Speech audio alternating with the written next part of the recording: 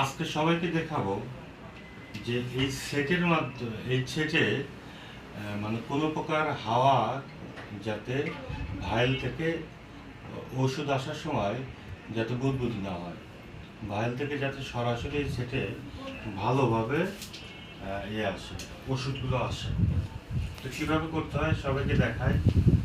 প্রথমে আমরা ভায়েলের সেটটাকে পিক করলাম। তো পিক করে আমাদের এই চ্যানেলটাকে বন্ধ রাখতে হবে। এই দেখুন, এটা নিচের দিকে, এটা বন্ধ রাখতে হবে।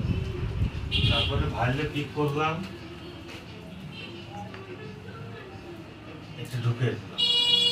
এখন দেখেন নিজেকে একটু ধরতে হবে, চাপ দেয় যাতে উপর থেকে কোনো প্রকার ঔষধ নিচে না পড়ে যায়, লিকুইড যাতে নিচের দিকে না আসে।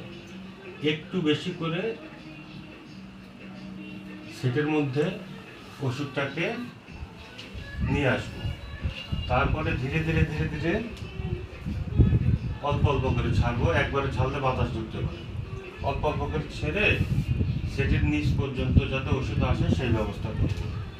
তাহলে দেখি এখন আসে কিনা। একটু ভালো করে লক্ষ্য করবেন, একটুকু আসবে না, বুদবুদ বা বাতাস আসবে না। তো বাতাস আসলে কি হয়, এই বাতাস আসলে রোগীদের বেশ একটা বড় ক্ষতি হয়ে যেতে পারে। যেমন দেখুন, আমরা এখন আনলাম এই সেটের মধ্যে ওষুধ আসলো, সেটে একটা ফোঁটাও, দেখি ভালো করে দেখেন, এক ফোঁটাও সেটের মধ্যে কোনো প্রকার বুদবুদ বা হাওয়া নেই, যা রোগীর ক্ষতি হওয়ার সম্ভাবনা খুবই কম, বা খুবই কম বলতে নেই। ধন্যবাদ।